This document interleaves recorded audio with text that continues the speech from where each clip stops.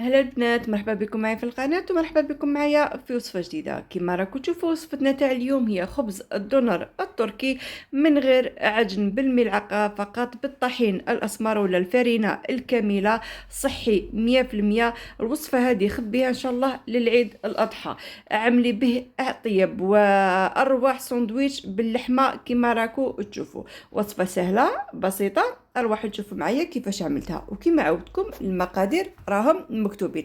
واش نحتاجو كاستين تاع الماء يكون دافي، نحتاجو كاس تاع حليب دافي، 4 كاس تاع زيت زيتون، ملعقه كبيره تاع خميره ولا كيما عملت انا هديه، ملعقه كبيره تاع سكر. درت البيض تاع البيض، نخلط المقادير الكل، ومن بعد استعملت انا كيما شفتوني الطحين الاسمر. نضيف الطحين ديالي، نقعد نخلط كيما راهو باين حتى نتحصلوا على هذا القوام تاع العجينه. لازم العجينه تاعي القوام تاعها يكون لاصق كيما راهو باين في الصوره، وبالملعقه فقط تقعدوا تخبطوا هكذا حتى يتشكل الخبز. شوفوا القوام تاع العجينه تاعي لازم تكون تلصق. غطيتها وخليتها تتخمر. العجينه هذه لازم تتخمر مرتين.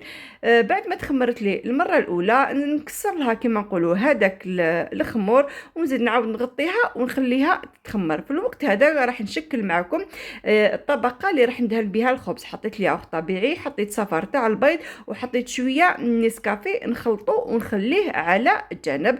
نجو دوكا العجينه ديالنا بعد ما تخمرت لي المره الثانيه مباشره نحطها في كما نقول حنا في البلان دو طرافاي ولا في سطح العمل.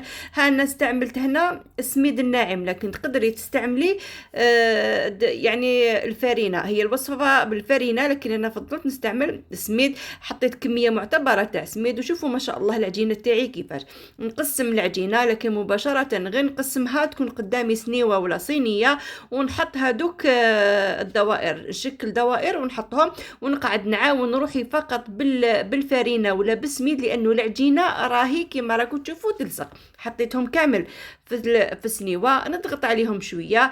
كاينه حاجه ثانيه، كي تكونوا تضغطوا العجينه اذا حسيتوها تلصق، ديروا في يدكم شويه تاع الزيت وتضغطوا عليها، ومن بعد نشدوا هذاك الخليط تاع الياغ الطبيعي مع البيض اللي حضرناه، ندهنوا كامل الخبيزات ديالنا هكذا، نزيدوا نتقبوهم شويه بيدينا، نخليوها تتخمر مليح مليح. الفرن تاعي كان يسخن. بعد ما تخمرت لي دخلتها الفرن على اقصى درجه حراره، كل وحده والفرن تاعها، كل وحده تعرف الفرن تاعها، حتى طيب لي بهذا الشكل، تولي حميمره ما شاء الله. طابت لي من التحت ومن الفوق كما راهو باين في الصوره. كي نقسم معكم وحده كما عودتكم، اي حاجه نعملها نقسمها باش تشوفوها من الداخل القوام تاعها كيفاش. واحد الخبز قمه في البنه، خفيف ما شاء الله.